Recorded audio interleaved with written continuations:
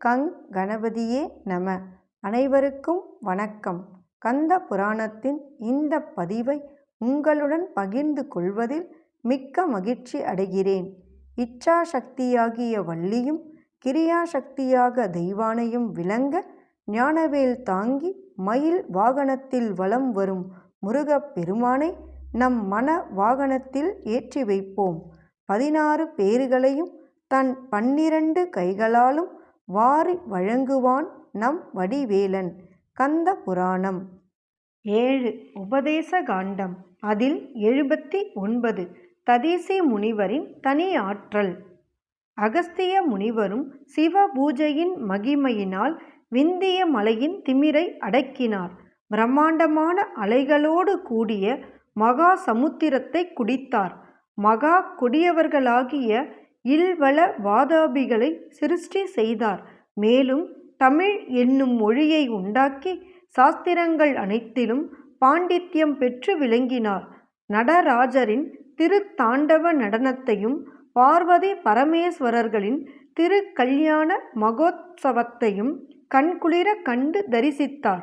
மேலும் தாம் விரும்பிய போதெல்லாம் சகல உலகங்களுக்கும் செல்லும் சிறப்பை பெற்று ஆறுமுகக் கடவுளிடமிருந்து சிவ யோகத்தையும் உபதேசிக்க பெற்றார்.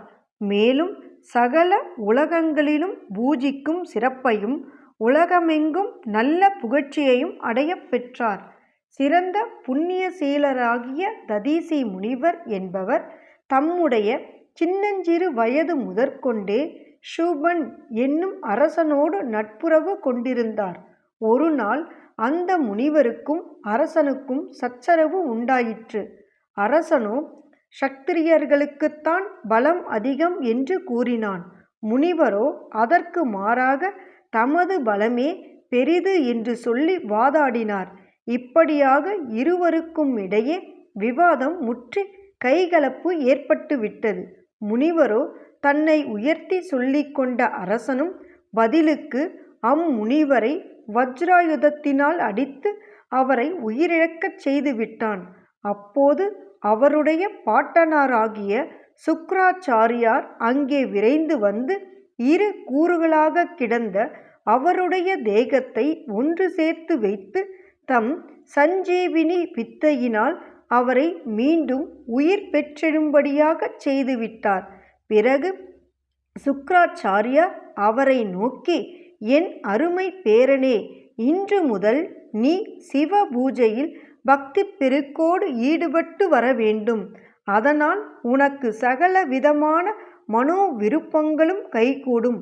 பகைவர்கள், வியாதிகள், துஷ்ட கிரகங்கள் மற்றுமுள்ள இன்னல்கள் முதலானவை அனைத்தும் அழிந்து போய்விடும். மேலும் அப்பெருமானை துதித்த மாத்திரத்திலேயே உள்ளம் தெளிவடைந்து பரிசுத்தமாகும் என்று கூறி அவருக்கு பலவிதமான மந்திரங்களையும் உபதேசித்து அருளினார்.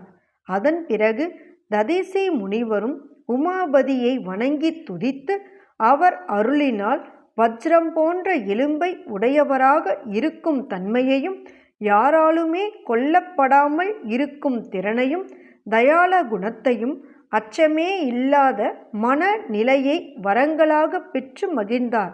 அதன் பிறகு அவர் ஷூபராஜனிடம் சென்று துர்க்குணமே உருவான அவனை தமது காலில் எட்டி உதைத்தார்.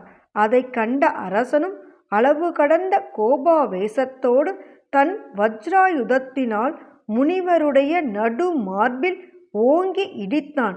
அப்போது அந்த வஜ்ராயுதமோ கீழே விழுந்து தூள் தூளாக உடைந்து போய்விட்டது. அப்போது சிறந்த சிவ பக்தருமாகிய ததீசி முனிவர் சிரித்து கொண்டே அந்த அரசனை நோக்கி, அரசனே, உன்னுடைய வஜ்ராயுதத்திற்கு நான் சிறிதும் அஞ்ச மாட்டேன். உன்னை படைத்த தெய்வத்திற்கும் நான் தலைவணங்க மாட்டேன் என்று கூறினார். அரசன் முன்னிலும் அதிக கோபம் அடைந்து திருமாலை குறித்து கடுமையான தவம் செய்தான். அவனுடைய தவத்தை மெச்சி திருமாலும் அவன் முன்னிலையில் தோன்றினார். அரசன் அவரை வணங்கி நடைபெற்ற விஷயங்கள் அனைத்தையும் அவரிடம் தெரிவித்தான்.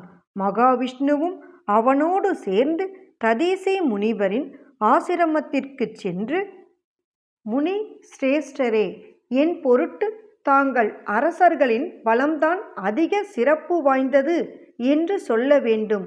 அப்படி சொல்வதானால் உண்டாகும் பாவமும் என்னையே சேர்ந்து விடட்டும் என்று கூறினார். ஆனால் ததீசி முனிவரோ அவருடைய வார்த்தைக்கு செவி சாய்க்காமல் வாளாயிருந்து விட்டார். அதனால் மகாவிஷ்ணு கோபமடைந்தவராகி பயங்கரமான சக்ராயுதத்தை அவர் மீது பிரயோகித்தார்.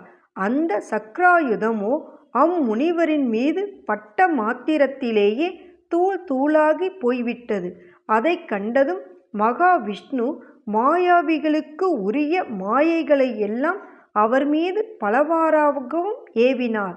ஆனால் ததீசி முனிவரோ அந்த மாயைகளை எல்லாம் தம் மாயைகளினால் தவிடு பொடியாகச் செய்துவிட்டார்.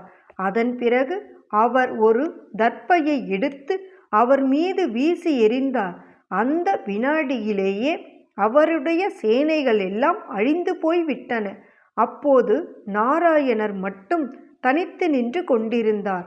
அதே சமயத்தில் பிரம்மத்தை உணர்ந்திருப்பவர்களில் அதி சிறந்தவரான பிரம்மதேவர் அங்கு தோன்றி தவசீலரான ததீசி முனிவரை மிகுந்த மகிழ்ச்சி பெருக்கோடு வணங்கினார்.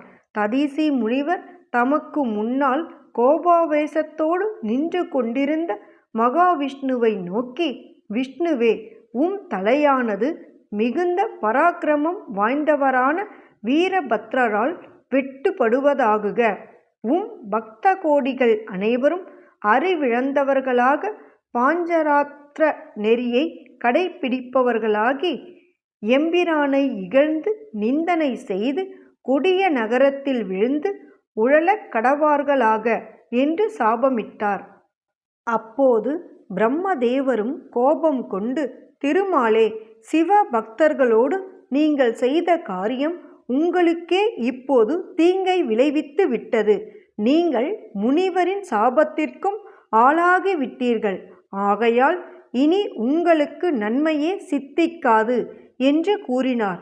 பிறகு அவர் ததீசி முனிவரை பெரும் பாடுபட்டு சமாதானப்படுத்திவிட்டு தம்மோடு மகாவிஷ்ணுவையும் அழைத்து கொண்டு அங்கிருந்து வெளியேறினார்.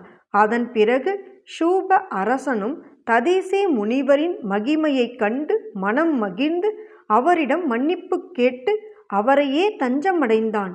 முனி சிரேஷ்டரே, தாங்கள் சிறு வயது முதற்கொண்டே எனக்கு சிநேகிதராக இருந்து வந்தீர்கள்.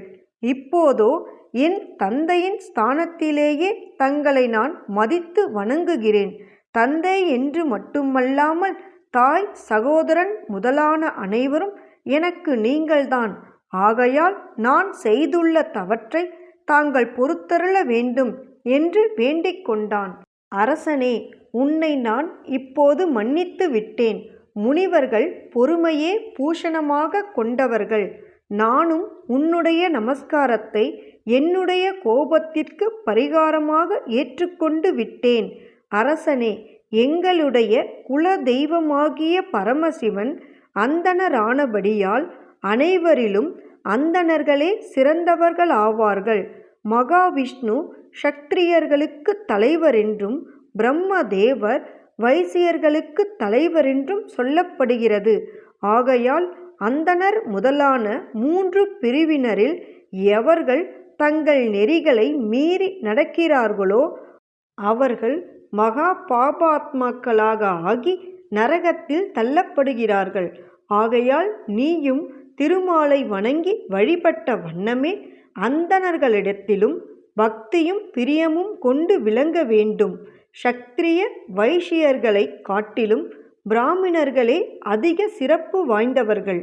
அந்தணராகிய பரமேஸ்வரரே அனைவரை காட்டிலும் அதிக மகிமை வாய்ந்தவராவார்.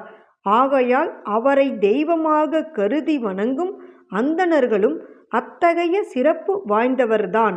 அரசனே, நீ நீதிநெறி வழுவாமல் ராஜ்யத்தை அரசாண்டு வருவாயாக என்று கூறிவிட்டு சிவ பூஜையில் ஈடுபட்ட வண்ணமே நீண்ட காலம் ஆனந்தமாக வாழ்ந்து வந்தார். எண்ணிய பொருளை அருளச் செய்யும் கந்த புராணத்தை காதலுடன் இப்புவியில் படிப்போர் கேட்போர் நினைப்போர் யாவரும் பசு பத்தினி உறவினர் புத்திரன் ஆகிய அனைவரோடும் ஆனந்த வாழ்வை வாழ்ந்து இந்திரனைப் போல தலைமைத்துவமும் இன்பமும் மிக்க வாழ்வையும் வாழ்ந்து இறுதியில் பரமானந்த நிலையாகிய சிவபத பேரும் பெறுவர். வேலும் மயிலும் சேவலும் துணை. கந்த புராணத்தின் தொடர்ச்சியை தொடர்ந்து கேட்க நமது ஆர்கேஎன் காலம் சேனலை சப்ஸ்கிரைப் செய்து பெல் ஐகானையும் கிளிக் செய்யுங்க.